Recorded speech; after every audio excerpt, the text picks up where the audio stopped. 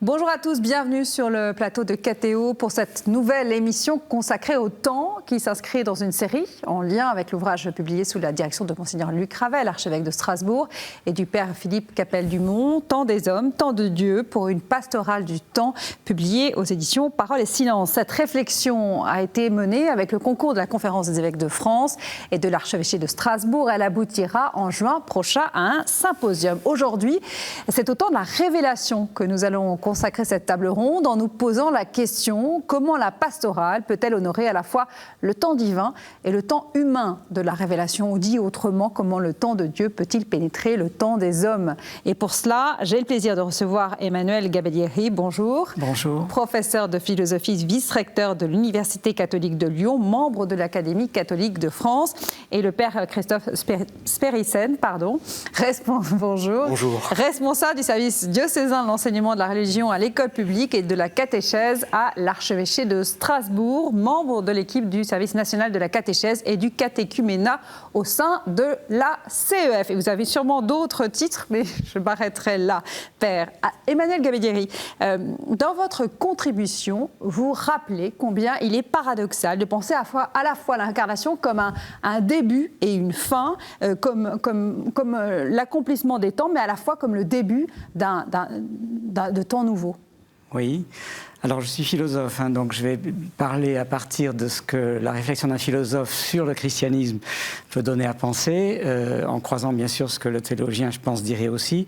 Mais voilà, vous sentirez que je m'exprimerai à partir de la philosophie du christianisme que j'essaie de développer. Donc, je suis parti dans ma contribution des affirmations qu'on trouve dans l'Évangile, et l'affirmation centrale du christianisme, c'est l'idée que les temps sont accomplis avec l'incarnation du Christ.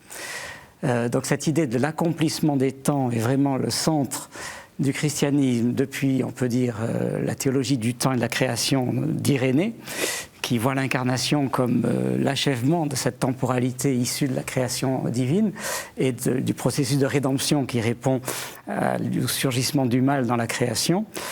Et cette idée de l'accomplissement des temps comme cœur de l'histoire court dans toute la pensée chrétienne. Donc dans les références que je faisais dans ma contribution, j'ai notamment souligné un essai qui a été marquant dans les années 50 du futur cardinal Danielou, essai sur le mystère de l'histoire, qui insiste sur cette idée « tout est accompli ».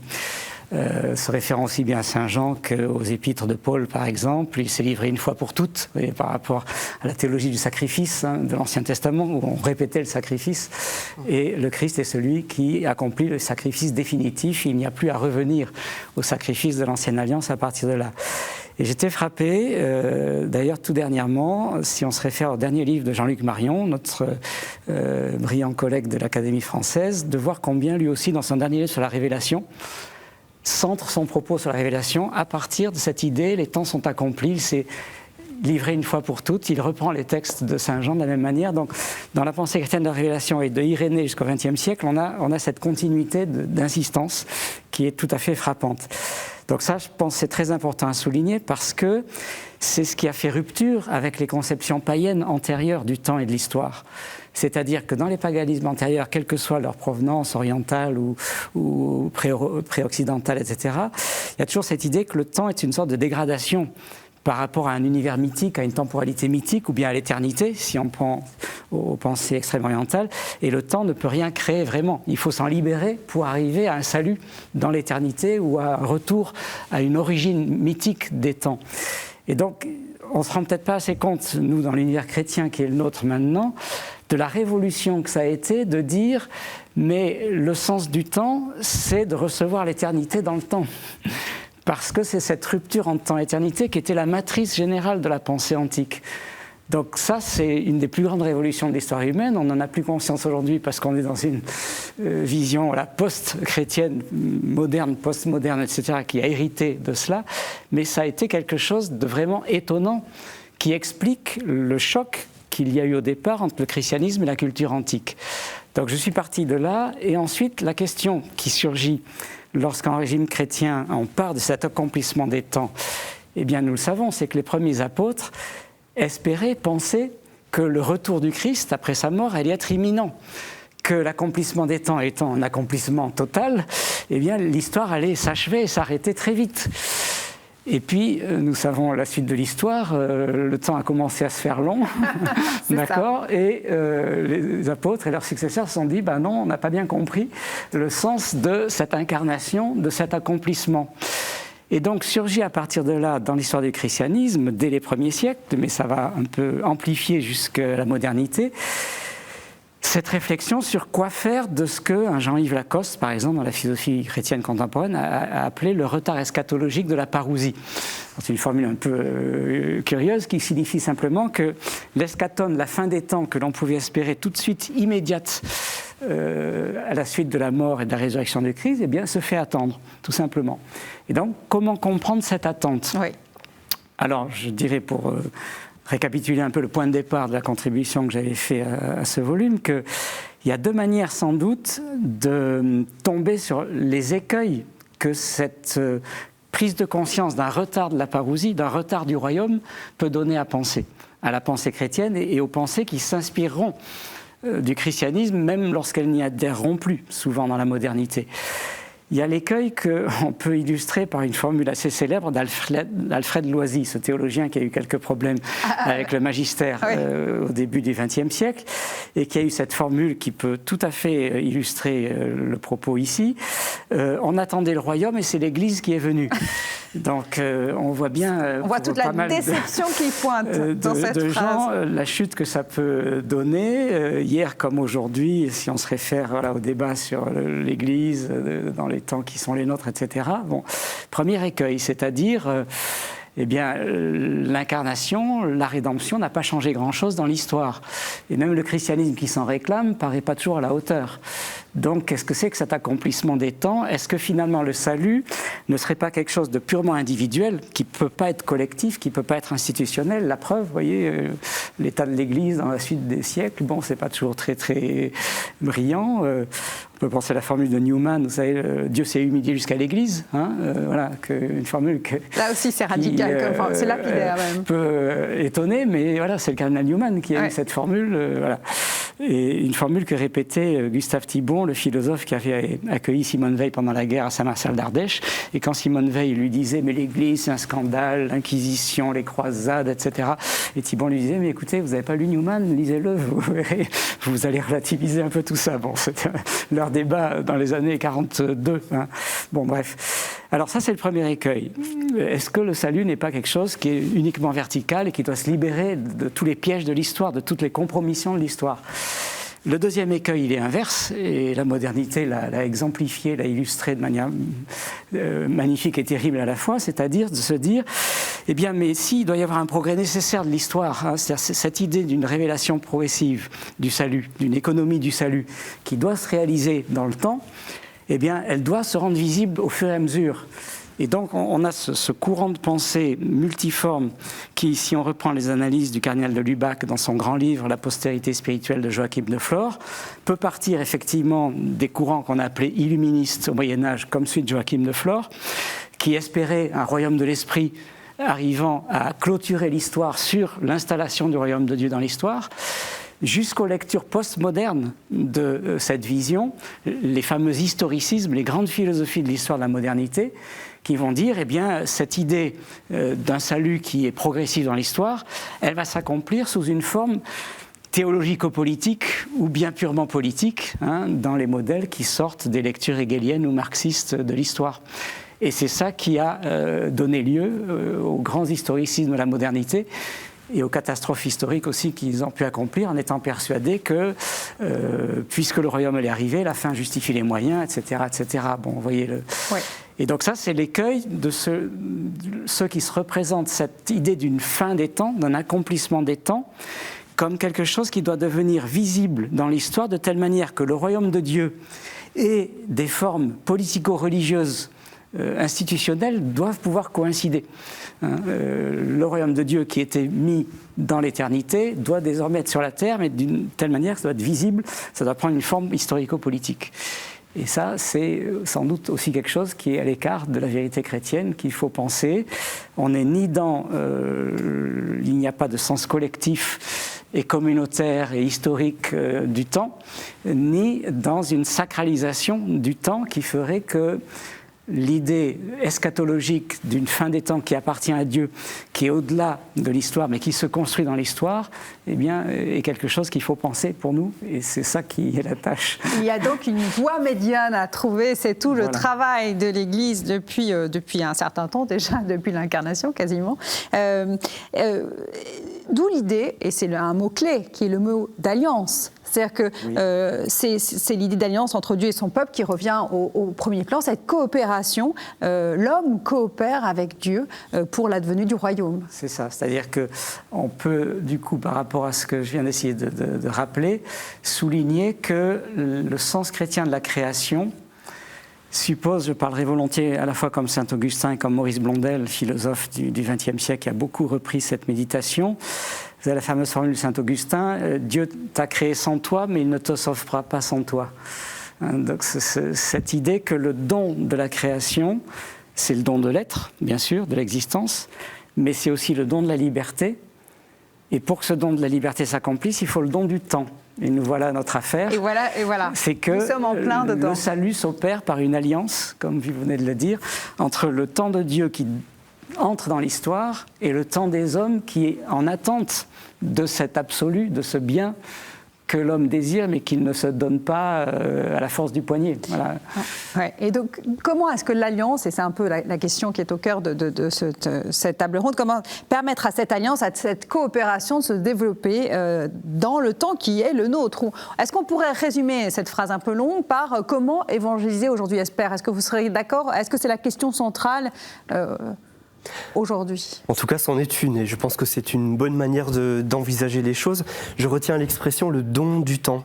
Quand on m'a demandé de réfléchir à la contribution de ce symposium, il m'est venu immédiatement cette conviction, liée à ma petite expérience pastorale, qui est de dire vraiment le temps est le lieu du service aujourd'hui, véritablement. C'est-à-dire que dans l'expérience pastorale que nous vivons les uns les autres, dans les différents niveaux de responsabilité, alors moi comme prêtre, souvent je vois combien le temps est à la fois ce facteur qui m'échappe totalement, parce que je ne sais pas à l'avance souvent vers où je vais être conduit, mené par rapport à telle ou telle demande pastorale, et en même temps c'est véritablement ce temps qui est un allié, qui va me permettre d'entrer en communication, en contact, en lien, en relation avec les personnes, et du coup de voir l'œuvre de Dieu véritablement dans le cœur des personnes qui arrivent avec parfois des demandes qui sont totalement à l'opposé de ce que l'on a pu nous apprendre par exemple au séminaire, de ce qu'on a pu envisager dans ce que l'on a pu voir jusqu'à présent. Il faut parfois aller chercher très loin dans un certain nombre de demandes pastorales. J'en avais une tout à l'heure, tiens, en arrivant au studio, une demande de baptême, une personne qui dit bah voilà, en ces temps un peu difficiles, temps marqué par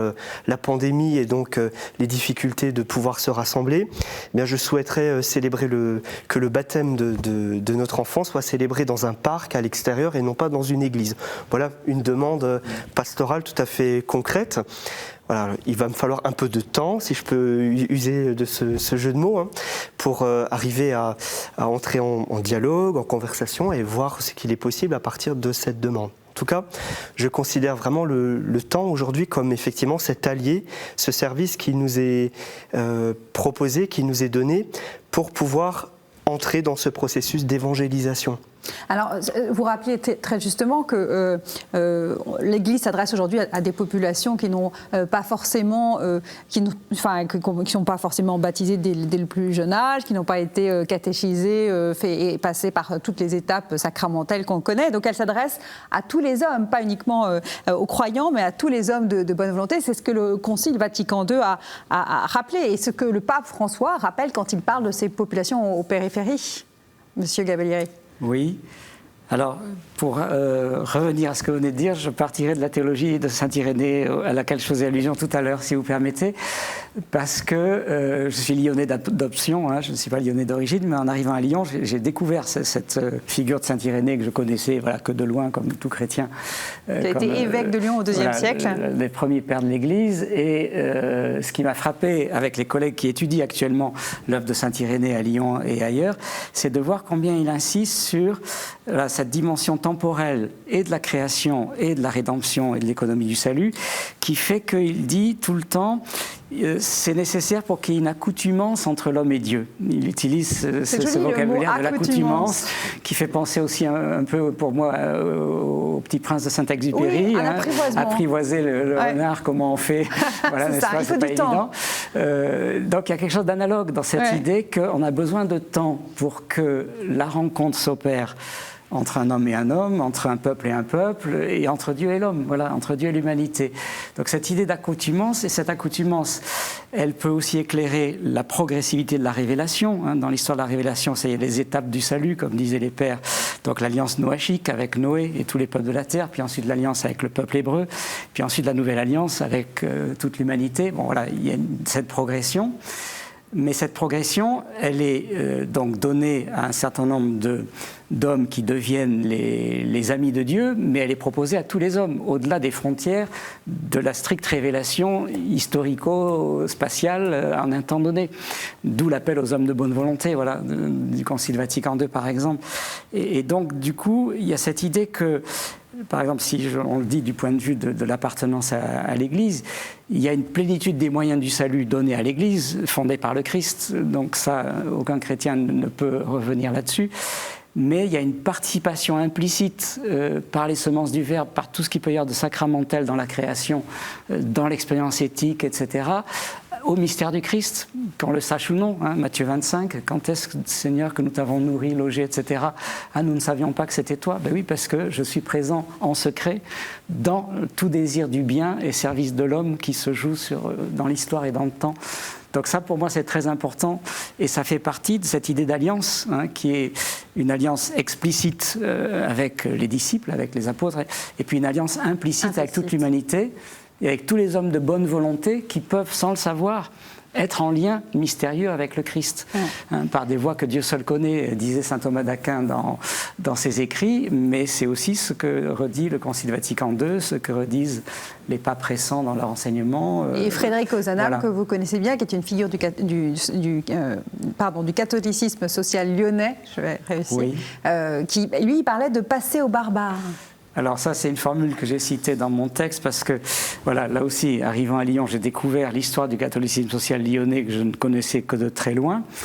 Donc Ozanam était à la fois lyonnais et parisien dans sa vie, bon bref. Mais en 1848, lorsqu'il y a les révoltes ouvrières que vous savez, il est scandalisé de voir à quel point une certaine part de la bourgeoisie catholique, de l'Église catholique, est indifférente au malheur du prolétariat, aux souffrances du prolétariat, à leur misère et à leur révolte. Et il dit, mais il faut passer aux barbares, il faut faire comme Saint-Augustin et les pères de l'époque Saint-Augustin ont fait. Je vous cite juste une formule que j'ai mise dans mon texte parce que pour moi, elle est assez frappante, si vous permettez. Oui, je vous en prie. Il disait dans une lettre en 1848 ceci, en se référant à la Cité de Dieu de Saint-Augustin.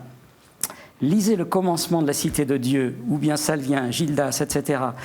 Et vous verrez que dès le 5e siècle, beaucoup de saints avaient plus de goût pour les Goths, les Vandales, les Francs ariens et idolâtres que pour les catholiques amollis des villes romaines. C'était déjà à l'époque. C'était pas très gentil pour les Romains, mais quand je lis ces formules, je pense aujourd'hui au pape François, qui cherche à dire aux catholiques qui risqueraient d'être un peu dans leur confort, dans leur entre-soi, mais est-ce que vous êtes attentifs au drame de l'époque? Est-ce que vous allez vers ceux qui souffrent aujourd'hui? C'est le pape latino-américain qui dit ça, qui a l'expérience des banlieues, etc., de son pays, ainsi de suite. Et donc, je suis frappé du parallèle, voilà. Et je me dis que dans les drames postmodernes que nous vivons, il faut un accent comme celui d'Ozanam. Il faut cet accent, c'est-à-dire, mais vous voyez, par rapport à l'histoire de la chrétienté et de l'Europe naissante, comment s'est faite la chrétienté?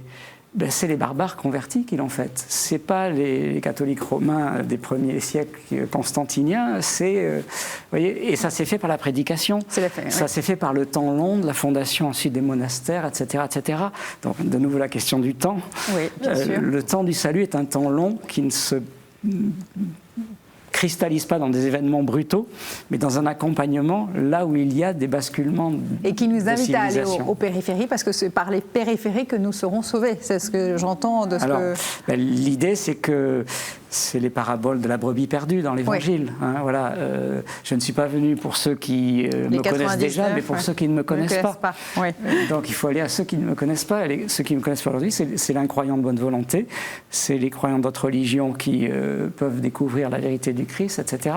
Et cette nouvelle alliance, elle s'incarne vraiment, véritablement dans le catholicisme social tel que dans la tradition du catholicisme social, c'est assez évident cela, parce que voilà, ce sont tous des gens qui ont été attentifs à cette sorte de divorce factuel, hein, qui n'a été pensé par personne, mais entre l'Église et le prolétariat moderne, qui fait que ça a généré la récupération de cette situation par les mouvements politiques que nous savons. Et il y avait cette volonté d'évangéliser. Moi, j'ai l'exemple du Prado à Lyon, du Père Chevrier, et de l'œuvre du Père Chevrier, c'est magnifique. Il disait, mais voilà, les barbares, pour lui, c'était les ouvriers, les prostituées du Prado. Hein, voilà. C'est vers eux qu'il est allé. Voilà. Donc ça me frappe beaucoup. Oui. Père Spériten, rejoindre les gens là où ils sont, sur leur chemin, à leur rythme, c'est un peu ce que vous faites dans vos charges pastorales. Vous citiez tout à l'heure certaines de ces charges, mais vous êtes aussi l'aumônier de personnes qui sont en situation de handicap. Et quand vous avez été nommé à ce poste et que vous êtes arrivé dans ces maisons, on vous a dit, ici le temps n'est pas le même qu'ailleurs. C'est joli ça. Eh oui. Oui, j'aimerais bien répondre à cette question-là, ou en tout cas cette interpellation autour de le temps n'est pas le même, en repartant sur la question des périphéries, parce que c'est vrai que parfois on a peut-être tendance à penser ou à envisager les périphéries comme allant très loin. Voilà, on parle du pape sud-américain, donc peut-être qu'on se projette dans des pays très lointains quand on est français. Voilà, mais en fait les périphéries, et le pape François nous le rappelle aussi dans l'exhortation sur la sainteté, hein, c'est juste la porte à côté, c'est juste à côté de soi que souvent les périphéries sont bien présentes, bien là. Effectivement, dans mon ministère d'aumônier auprès de personnes porteuses de handicap, j'ai été frappé immédiatement par un paradoxe qui se vit, pour reprendre une expression qui était aussi celle de M. Gabellieri, tout à l'heure, ce paradoxe entre ce que je pensais être une conduite pastorale qui doit aller finalement assez vite, parce que peut-être les personnes porteuses de handicap ont un rapport au temps certes différent, et qu'elles ne sont pas forcément peut-être en mesure d'avoir quelque chose qui est à vivre d'un temps long. Et en fait, une de mes premières leçons, effectivement, c'était d'entendre « tu verras, ici, le temps n'est pas le même ». Sous-entendu, cette expérience qui consiste à accueillir la personne telle qu'elle est, où elle en est, avec ce qu'elle est, avec ce qu'elle peut proposer, exprimer quand c'est possible en termes de demande, d'accompagnement pastoral par exemple ou autre, mais aussi de ce que les gens qui sont autour d'elle, les personnes qui sont autour d'elle, qui l'accompagnent, éducateurs, soignants, etc., famille bien sûr en premier, discernent de ce qui est bon, ce qui est bien pour elle, en fonction de ce qu'ils voient, ce qu'ils sentent, ce qu'ils discernent de cette personne-là. Et donc effectivement, une conviction profonde dans la question du temps, pour moi, et du temps pastoral comme chance et comme don, c'est cette expérience que je vis auprès des personnes porteuses de handicap qui fait qu'il y a cet exercice du projet personnalisé. Chaque personne a un projet personnalisé où on se rend compte effectivement de ce que la personne peut souhaiter, désirer, et on va mettre en place un accompagnement. Et ça, c'est un mot fort aussi dans la bouche du pape François, c'est un mot-clé. Voilà, le pape François qui nous rappelle que les périphéries sont juste à côté, le pape François qui nous invite à cette posture, aujourd'hui particulièrement en catéchèse, on y reviendra peut-être un peu plus tard, hein, cette posture qui est non pas celui de l'enseignant qui est devant et qui a quelque chose à enseigner à la personne qui est en face, mais qui est aussi un accompagnement vis-à-vis, à côté, on marche ensemble. Et je crois qu'il y a là quelque chose de très beau dans l'accompagnement des personnes porteuses de handicap qui, à la fois, sont des personnes donc, pour lesquelles on va faire œuvre ou montre d'un temps particulier lié à ce fameux projet personnalisé dont je parlais tout à l'heure, mais qui sont considérées comme elles-mêmes catéchisantes et qui vont nous apporter quelque chose. Il y a une réciprocité et ce temps-là est merveilleux parce que c'est un temps où, à la fois, évidemment, comme dans toute expérience pastorale, on a le sentiment d'être appelé à donner, mais l'on reçoit énormément. Pour recevoir, il faut être aussi en capacité de recevoir, être ouvert aussi à cette différence. C'est-à-dire que cette personne soit en situation de handicap ou qu'elle soit très éloignée du chrétien lambda ou de celui qui aspire au baptême, il faut être très ouvert à la différence. Tout à fait. Il y a quelque chose qui me frappe beaucoup dans la conduite pastorale, une petite expérience qui est la mienne, c'est ce temps dans lequel je suis appelé à être prêtre. Je serai prêtre depuis 18 ans dans quelques mois, le temps de la majorité, enfin adulte. Eh bien, ce temps-là, c'est 60 ans presque après l'ouverture du Concile Vatican II. Et il me semble vraiment que l'Église vit aujourd'hui dans l'invitation qui est faite par le pape François, mais qui était déjà celle faite par son prédécesseur Benoît XVI et puis Jean-Paul II, cette invitation à la conversion, à une nouvelle étape de l'évangélisation. Il me semble qu'on est arrivé vraiment à un moment intéressant pour moi dans ma vie de chrétien, de baptisé et de prêtre, de la réception du Concile Vatican II. Et cette réception du Concile Vatican II, qui est une invitation à s'ouvrir, à dépasser le cadre de la paroisse, de la sacristie, comme le dirait le pape François, à s'ouvrir à l'autre et donc à s'ouvrir aux différences.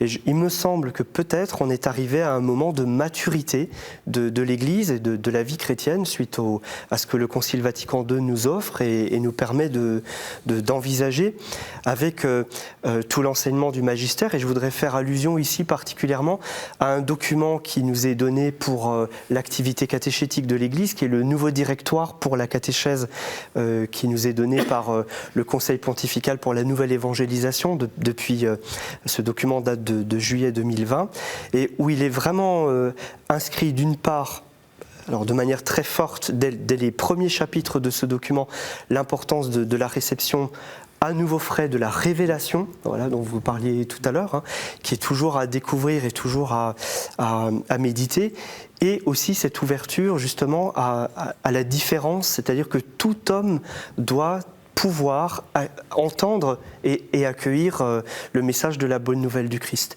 Et pour pouvoir entendre et accueillir ce message de la bonne nouvelle du Christ, de l'Évangile, eh bien, il faut s'intéresser aux personnes. Et aux personnes qui ne sont pas comme moi, comme je pense, comme je voudrais qu'elles soient, qui sont différentes. L'altérité, il y a une forme d'empathie nécessaire à avoir. D'empathie, voilà, et cela suppose donc encore une fois de laisser le temps au temps, de donner du temps à cette conduite pastorale qui nous dit, alors justement le directoire pour la catéchèse nous dit qu'il est d'abord dialogue, qui est d'abord le fait d'être à l'écoute et qui est d'abord aussi d'apporter une bonne nouvelle. Avant, nous dit le pape François, ce qui est important aujourd'hui dans la nouvelle étape de l'évangélisation, c'est plus que jamais d'apporter le kérygme, ce qui est au cœur, au centre de la foi chrétienne. Pas du tout un dépôt de connaissances sacrées. Pas d'abord. Comme un apprentissage, mais c'est d'abord un témoignage. Voilà. Pas d'abord un dépôt, pas d'abord une morale, mais vraiment une bonne nouvelle. Dieu nous aime, effectivement, ce qui est à l'origine même de la révélation. Et cela est possible dans la mesure où je m'intéresse à l'autre et l'autre différent. Ouais, effectivement. J'imagine que ça entre en écho avec la pensée, notamment du catholicisme social. En écoutant le Père Spiricène, je pensais à nouveau à la formule du Christ. Je suis la voie, la vérité et la vie. Et quand on réfléchit à cette formule, ces trois termes, voie, vérité, vie, c'est très important de les lier. Il y a une manière de parler de la vérité qui l'isole de manière très intellectualiste et qui peut être délicate parce qu'elle oublie justement ce que le terme de vie et de voie donne à penser. De même que si on isole l'idée de voie ou de chemin, quand on absolutise le chemin, comme disent certains, et alors il n'y a que le chemin, il n'y a pas de but. Oui. Vous voyez la dialectique qu'il peut y avoir entre chemin et but. Ben non, le chemin est aussi le but, parce que le Christ est à la fois le chemin et le but. Voilà, c'est ça le grand paradoxe. Et la vie, parce que ce qui est donné, c'est pas seulement une vérité pour l'intelligence, c'est une vie nouvelle. Donc il y a cette circularité entre les trois termes. Pour moi, c'est très très important en philosophie, en théologie, en pastorale, en philosophie de l'action. C'est très important d'avoir cette liaison pour ne pas opposer, vous voyez, temps, éternité, vérité dogmatique et pastorale, etc. Enfin, parce qu'on est très souvent dans ce type d'opposition et de fausses querelles, à mon sens. Et donc on est en plein dans la question du temps qui nous occupe, parce que le temps qui nous est donné, c'est bien une voie pour aller vers Dieu, plénitude des temps. Donc c'est là où on rejoint ce qu'on a dit tout à l'heure, le mystère du christianisme, c'est l'éternité descend dans le temps, la vie éternelle descend dans le temps, mais pour donner la vie à ce monde, pour donner la vie à la création.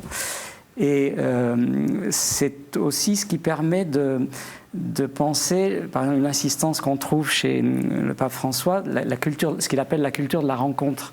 Vous voyez, parce que le chemin, c'est pas seulement un chemin personnel avec Dieu, c'est un chemin communautaire, c'est un chemin dialogique, voilà, le dialogue, qui est une intersubjectivité, pour parler comme les lecteurs de Lévinas, quoi. C'est-à-dire la vraie philosophie, la vraie anthropologie n'est pas une philosophie du sujet, mais de l'intersubjectivité, d'une marche commune des hommes vers ce qui peut les unir, ce qui peut être leur bien commun, ce qui peut être leur salut, selon le registre philosophique ou religieux sur lequel on se place. L'Église rappelle toujours que l'homme est un être social, il s'inscrit dans une communauté. C'est la fameuse formule du père de Lubac qui, quand il a écrit son premier grand livre, Catholicisme, les aspects sociaux du dogme, c'est un livre qui est sorti des conférences qu'il a faites à la Chronique sociale de France à Lyon, rue du Plat, là où était la Catho.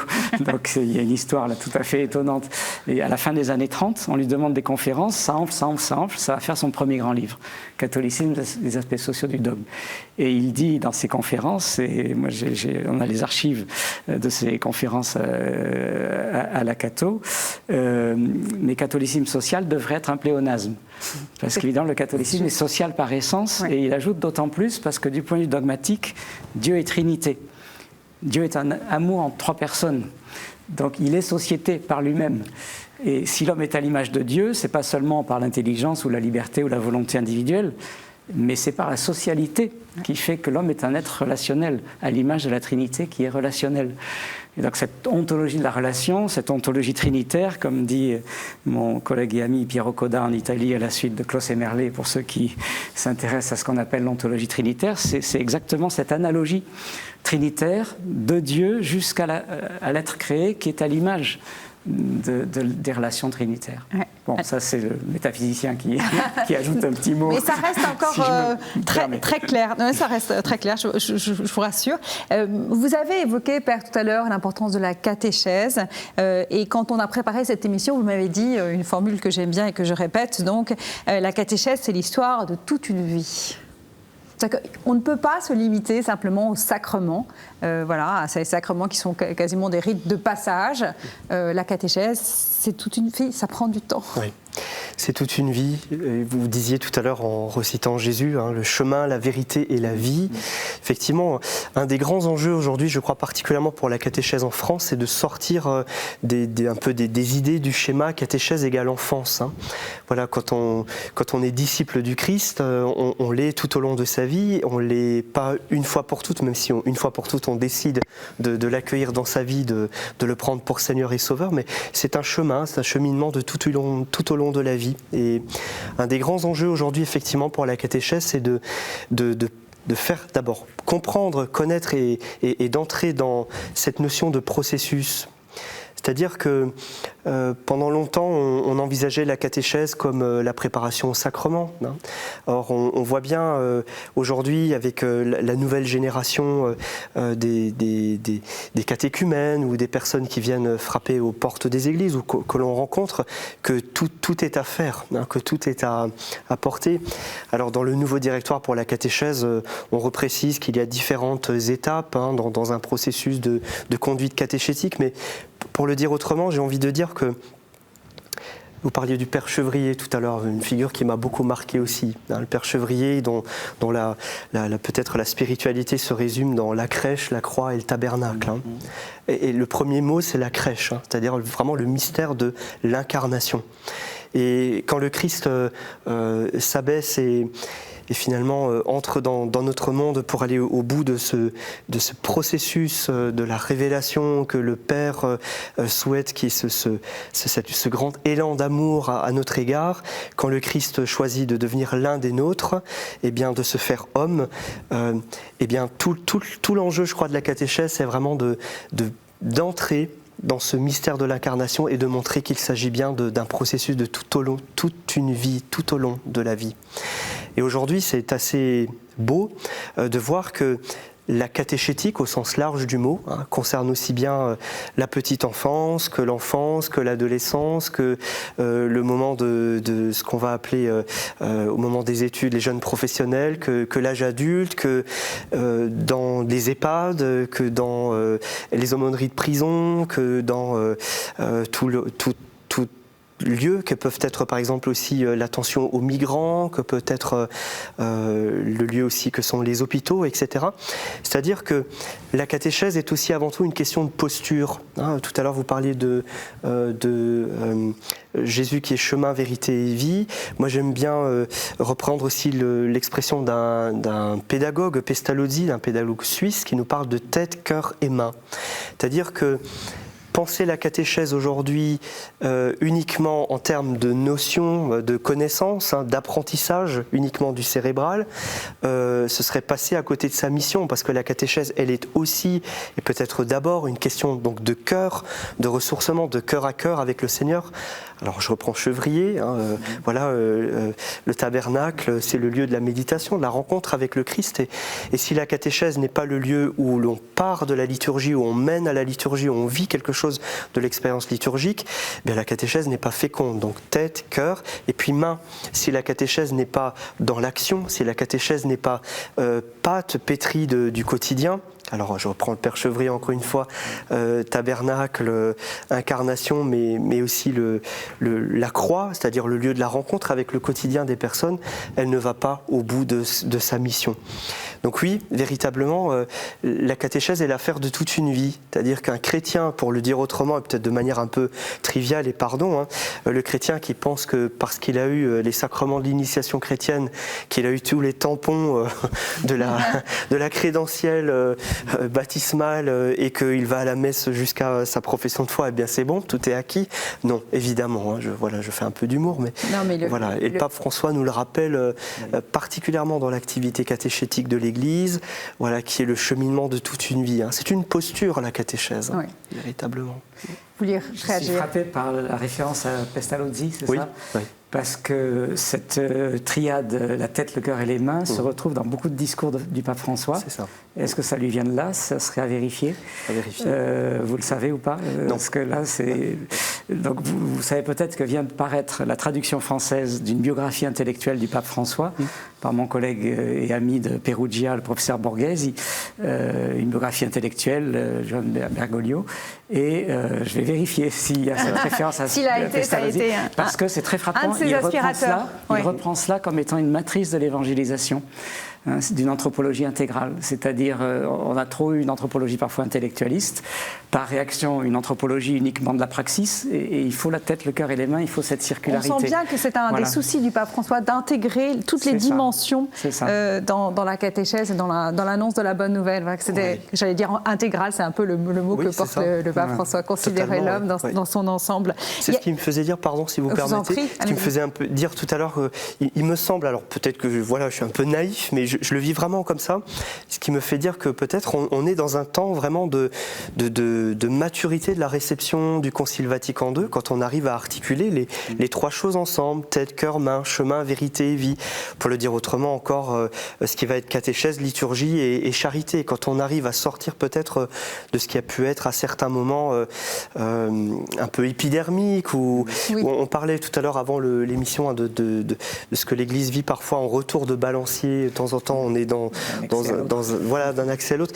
Oui, l'Église est très humaine, Oui. La société est comme ça et l'Église se coule aussi voilà. Et dans cette société. Le pape François, qui est le premier aussi qui n'a pas vécu le Concile Vatican II, hein, et qui parfois a des accents très Paul VI, hein, dans l'Église se fait conversation, le dialogue, etc. Peut-être que le pape François, justement, nous aide vraiment à articuler ces trois dimensions et à entrer dans quelque chose qui peut-être serait plus équilibré. Ce temps nous manquait, nous sommes peut-être en train de le vivre. Voilà, ce temps de l'équilibre. Ce temps de l'équilibre. Il y a une notion qu'on n'a pas abordée, mais ce qui est celle de la liberté humaine, qui s'exprime aussi pleinement dans ce temps long. Oui. Oui. Ça, j'imagine que quand vous êtes prêtre et que vous accueillez des demandes de baptême, par exemple, vous êtes soucieux de cette liberté humaine. Totalement. Et qui dit parfois non, parce que la révélation, c'est aussi c'est le non, c'est le refus de la révélation. Oui.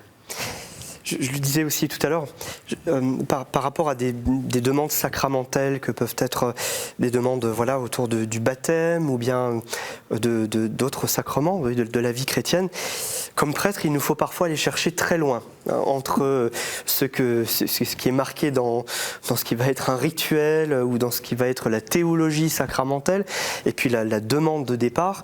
Il y a un vrai compagnonnage qu'il faut vivre, voilà, quelque chose de l'ordre de cet accompagnement qui à la fois donc accueille de la demande et donc de la liberté de la personne qui vient, qui fait une demande, et en même temps c'est vrai, l'Église nous donne un certain nombre de repères.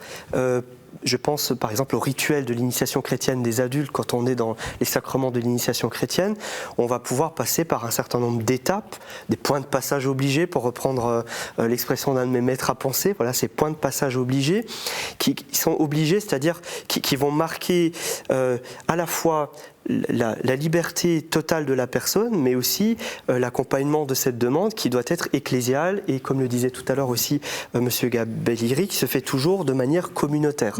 Sans quoi on est trop dans le subjectivisme. Je cherchais le mot théologique qui va justement avec ces étapes décisives du baptême qu'on fait justement en Église. Les scrutins. Merci. Voilà, les scrutins. Voilà, c'est ça. Ces scrutins se font en communauté, en Église. La personne est appelée. Voilà. Et avant l'appel décisif.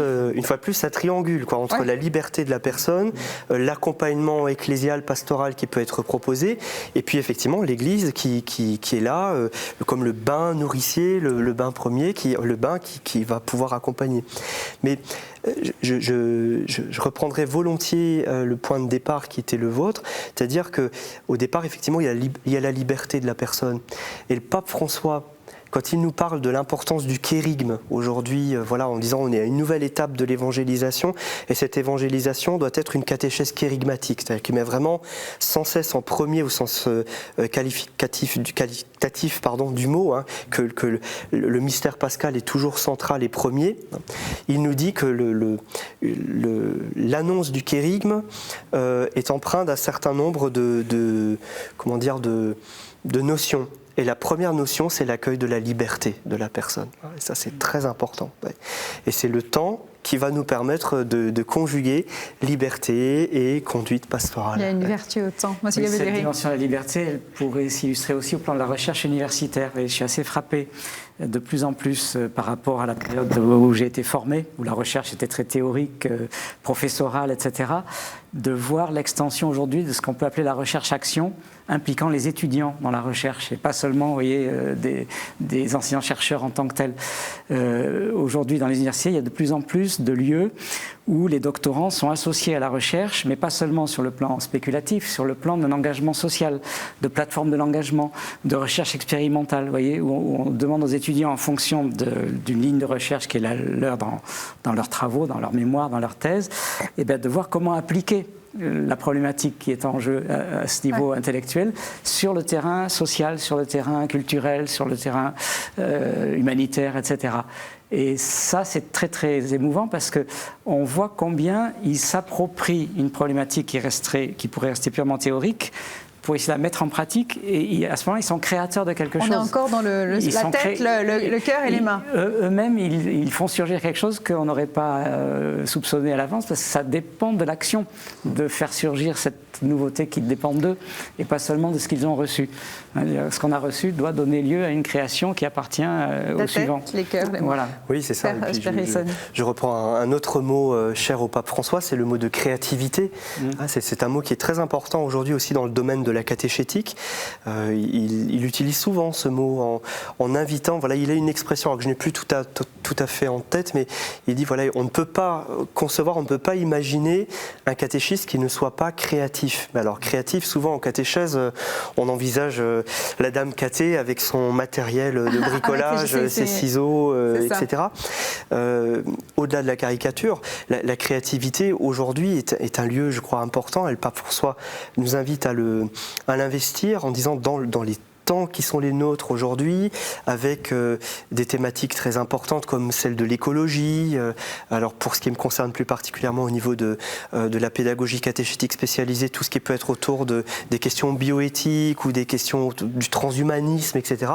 Comment est-ce que un christianisme branché à celui qui est par définition celui qui vient nous sauver, le Christ, eh bien, nous conduit à cette créativité aujourd'hui. Il est le chemin, la vérité et la vie. Il est venu pour que nous ayons la vie en abondance. Eh bien, comment est-ce qu'effectivement nous arrivons à articuler réflexion intellectuelle, voilà, autour de ces questions du temps, comme nous le faisons ici et maintenant, là, aujourd'hui, et la praxis, la pratique quotidienne et pastorale. C'est exactement la thématique, le cœur de la série d'émissions dont cette émission fait partie. Il y a quelque chose qu'on n'a pas abordé, Père, parce que c'est une des spécificités de votre diocèse, oui. Puisque c'est des cours de religion qui sont donnés à l'école publique. Alors, dans le reste de la France, c'est quelque chose qu'on ne connaît pas. Les cours alors, il n'y a pas de cours de religion à proprement parler, il y a du catéchisme, mais les cours de religion, c'est Strasbourg, c'est... Voilà, c'est une spécificité alsacienne et mosellane, liée donc au code de l'éducation qui est en rigueur donc, dans ces 3 départements, Haut-Rhin, Bas-Rhin et Moselle.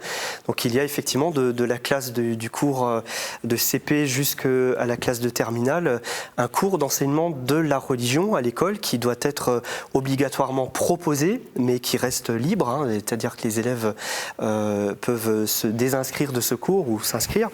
Et donc c'est un cours qui n'est pas de la catéchèse, effectivement. Et c'est un cours qui... Alors, vous me branchez sur quelque chose qui est passionnant pour moi. Donc, on n'a plus une heure, du coup. Voilà, qui est une voie médiane entre, d'un côté, donc, ce qui pourrait être la catéchèse en paroisse, et puis qui n'est pas non plus totalement du fait religieux ou de la culture religieuse, puisque ce cours est donné par des enseignants, des intervenants de religion dans les écoles élémentaires, des professeurs de religion certifiés dans les collèges et les lycées. C'est un cours donc qui est donné par des enseignants qui sont recrutés, recommandés à l'éducation nationale par les services d'enseignement de la religion protestants, israélites et catholiques, et qui suivent un programme d'enseignement. Il n'y a pas de cours d'islam ? Non. D'accord, c'est à intégrer, c'est nécessaire.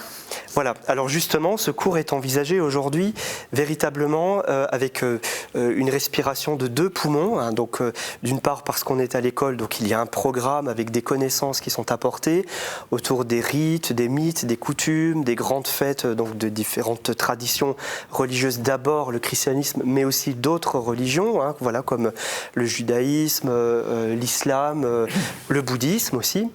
Et les personnages bibliques ou les personnages d'autres grandes traditions religieuses.